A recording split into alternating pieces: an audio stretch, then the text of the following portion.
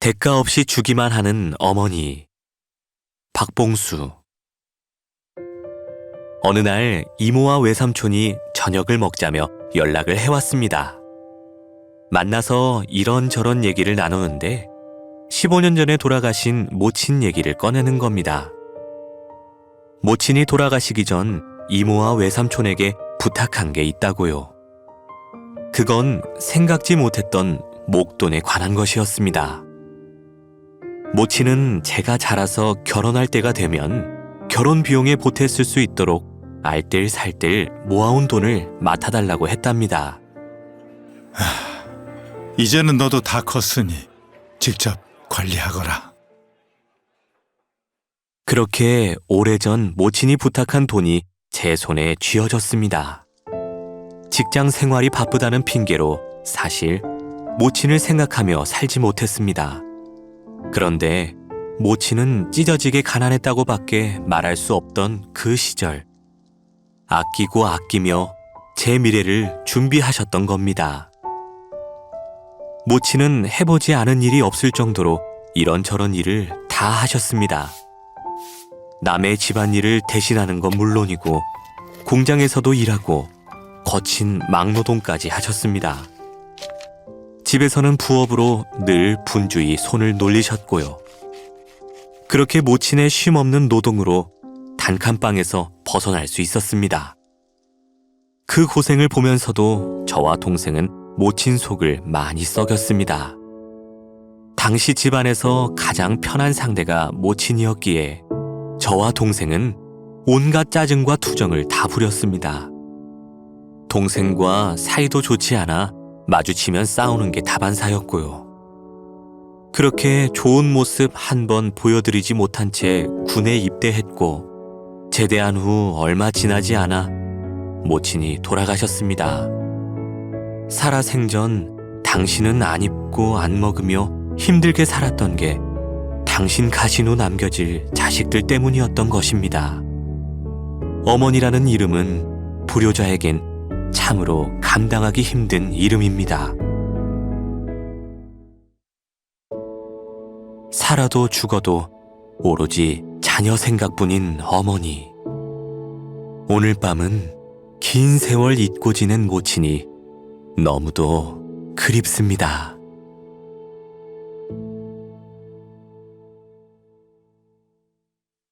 엄마의 눈물. 정희종. 13살 한창 사춘기였다. 가족들과 대화도 별로 안 하고 눈도 잘 안 마주쳤다. 학교가 끝나면 바로 집으로 가지 않고 친구들과 놀다 저녁 늦게야 돌아갔다. 그날도 그랬다. 저녁 늦게 집에 들어가 곧장 내 방으로 향했다. 그때 아빠가 날 불러 세우고는 귀가 시간이 너무 늦다며 야단을 쳤다. 아빠의 훈계가 그날따라 더 듣기 싫었던 나는 큰 소리를 내며 반항했다. 그렇게 집이 싫으면 나가서 지내! 화가 난 아빠가 내 손목을 잡고 현관 밖으로 이끌었고 문이 닫혔다. 아빠 엄마는 왜 나만 싫어할까 하고 생각하다가 어쩌면 난 친자식이 아닐 수도 있을 거라는 생각이 들었다. 무엇보다 아빠가 화를 내도 나를 전혀 두둔하지 않고 그냥 지켜만 보는 엄마가 마음에 들지 않았다. 그날 서러움을 떨치지 못하고 집을 나가서 친구 집에서 하룻밤을 묵었다. 그리고 친구가 학교에 갈 때 함께하지 않았다. 아빠 엄마가 학교로 찾아오면 더 혼날 것 같았기 때문이다. 결국 동네 주변을 서성이며 이곳저곳의 놀이터를 돌아다녔다. 하지만 함께 놀 친구도 없고 썰렁했다. 심심하기도 하고 몸의 기운도 빠졌다. 놀이터 한 곳에 몸을 웅크리고 앉아 이런저런 생각을 했다. 그때 낯익은 차 한 대가 내 앞으로 와 멈췄다. 아빠 차였다. 순간 얼음이 되었다. 차에서 내린 아빠는 힘이 다 빠진 목소리로 말했다. 집에 가자. 네 엄마 기다린다. 아빠가 출근도 안 하고 밤새 날 찾아 헤맨 건데 당시 나는 집에서 크게 혼날 거라는 걱정만 했다. 그런데 집 현관문을 열며 깜짝 놀랐다. 얼마나 울었는지 엄마의 얼굴이 퉁퉁 부어 있었기 때문이다. 게다가 날 보자마자 꺽꺽 소리를 내며 숨 넘어가듯 우셨다. 그때야 알았다. 아빠 엄마가 날 싫어하지 않는다는 걸. 밤새 날 찾아 헤맸다는 걸. 한참 동안 날 붙들고 울던 엄마는 겨우 정신을 차리고 밥상을 내왔다. 내가 좋아하는 반찬이 가득했다. 20년이 지난 지금까지도 거의 넋을 잃은 듯한 그때의 엄마 모습이 잊히지 않는다. 자녀 잃은 마음이 이와 같구나. 엄마의 모습을 통해 하늘 어머니의 슬픔이 어떠할지 짐작해본다. 이별과 만남. 김영순. 50년 전 6살 때의 기억이다.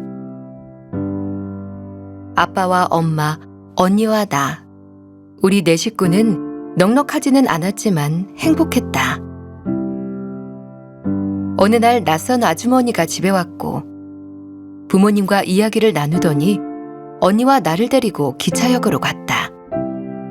부모님도 함께였기에 안심하고 기차에 올랐는데 뒤돌아보니 아빠와 엄마가 보이지 않았다.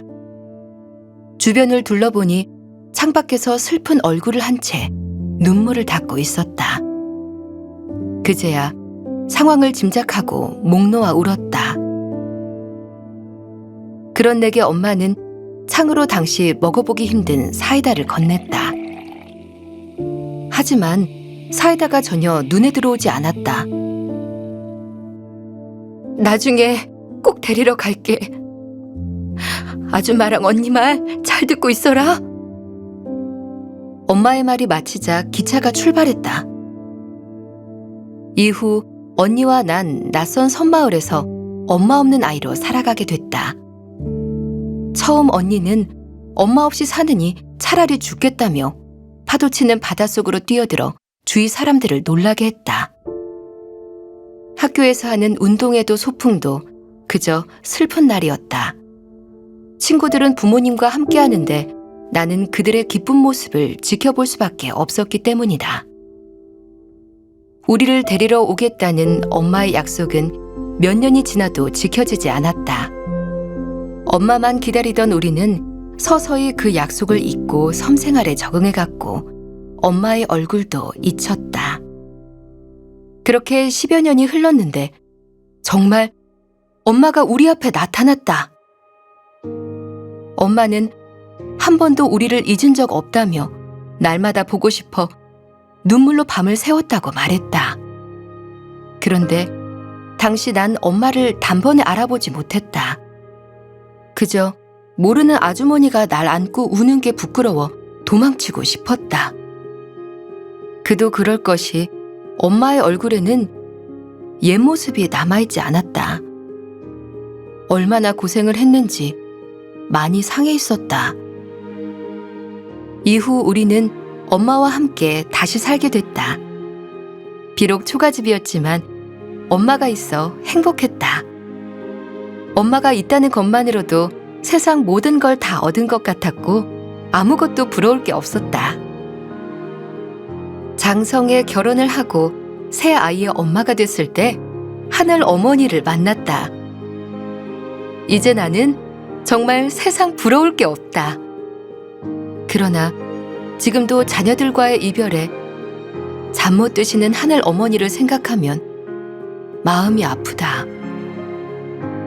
속히 영적 고아된 형제 자매를 찾아 위안이 되어드리리라.